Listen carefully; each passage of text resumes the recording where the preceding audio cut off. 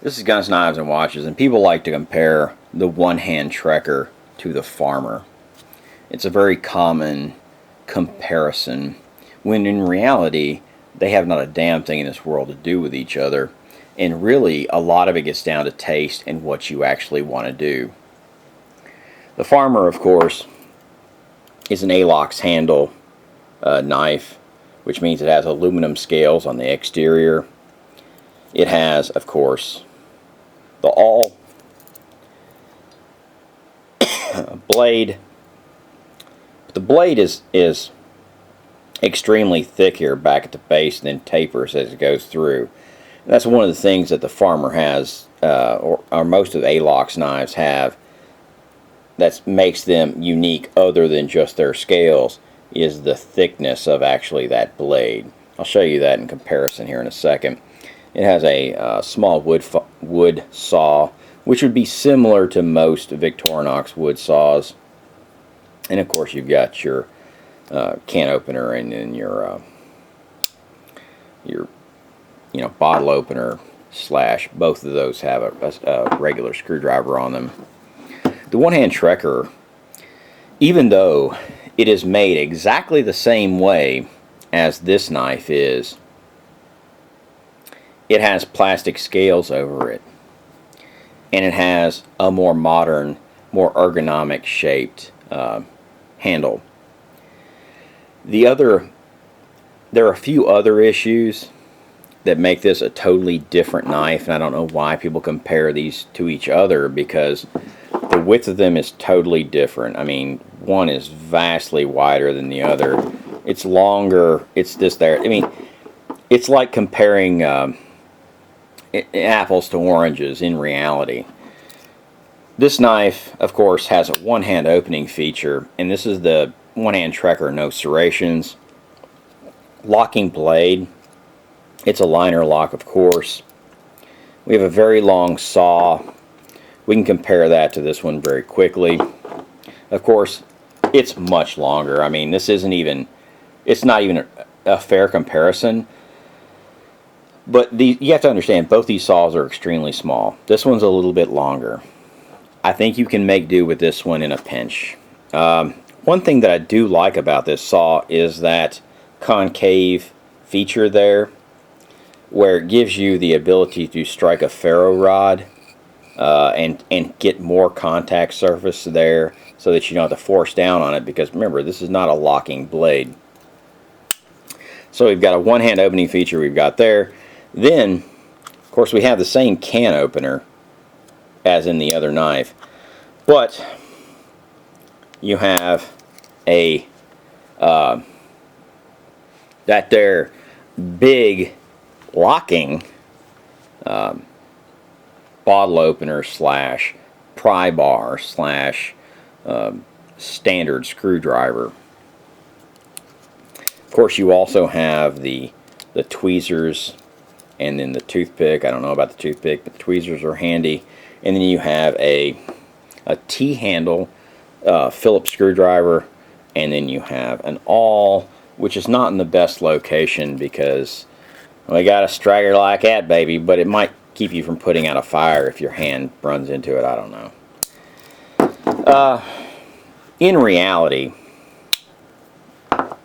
the farmer, for its size, weight, and everything else, is about the most heavy duty, because these aluminum scales on the exterior are stronger, of course, than the aluminum scales. They are much thicker than the scales on this one, and your blade is much thicker.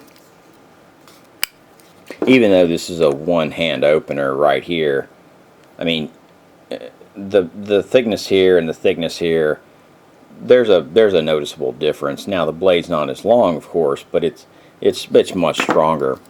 So for size and weight, of course, the farmer always gets my nod, and some people like the coolness factor. I don't like the fact that it has aluminum scales on the exterior, because my hands have been frozen so many times, and as you can see, this big long gash here, I have basically compromised the blood flow through my hand enough times to where you know, I could possibly have issues with that.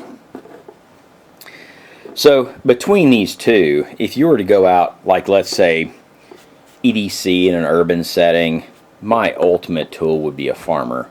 Or if you want to even go out into a more rural, this or the other setting.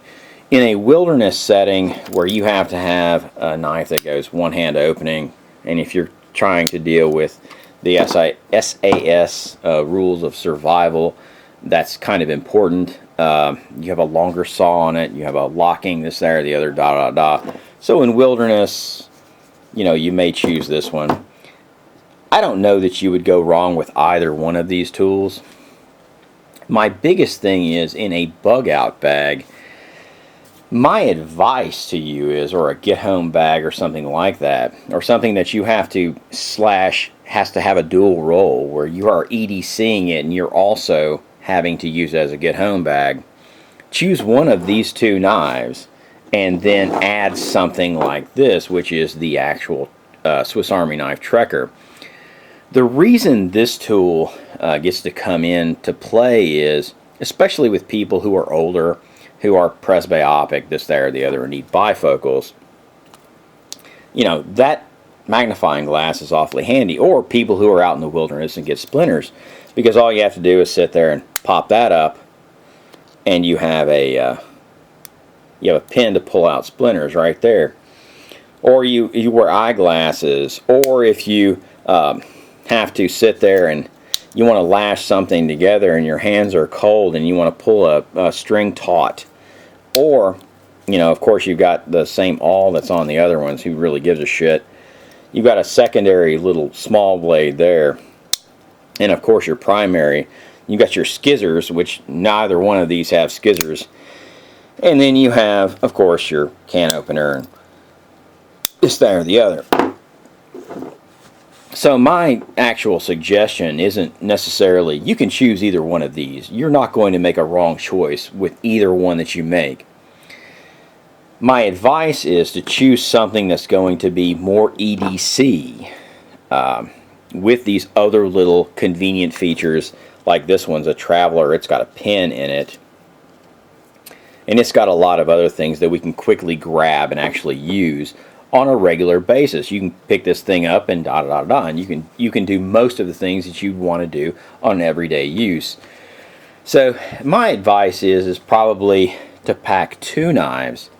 This one, which has gone with me since I was a child, since my brother's wife's father, how about that, gave me my first one, the Swiss Army Traveler. And then, so it's been my pocket knife of choice because I've grown up through it. And then one of these. And which one of those depends on size, weight, configuration, and what you actually want to use and how you actually want to use it. Because you're not going to, there's never a perfect tool. A perfect tool is a 24-inch saw and a big large knife and this, that, or the other, and da da da da da. But this is the great EDC. I know it's has 4 chambers there, 4, you know, whatever, and these are both 3s. But still, if you choose either one of these, I may choose this type setup for mine because I like the polymer scales on the exterior.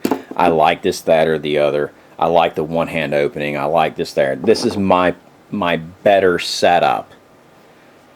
Now, is it a perfect setup? No, because I really like the awl here. I really like the thicker blade of this knife.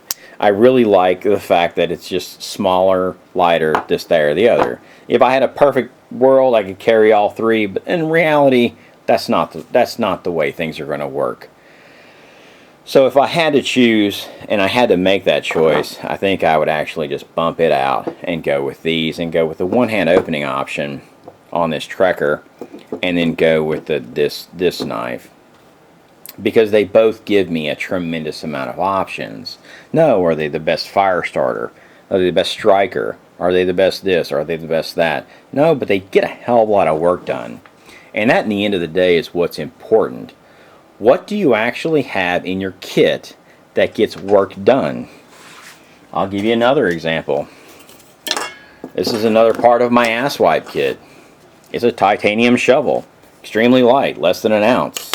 Will it dig you a foxhole? No.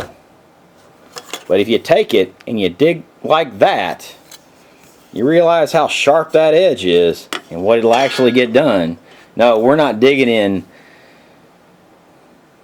we're not digging in compacted clay soils all the time. There are a lot of soils out there that don't require having a big this, that, or the other, and and you'd be surprised how much this one, as long as you don't try to go backwards, don't go backwards, and you keep support on it, and you dig forwards, you'd be surprised what that'll do.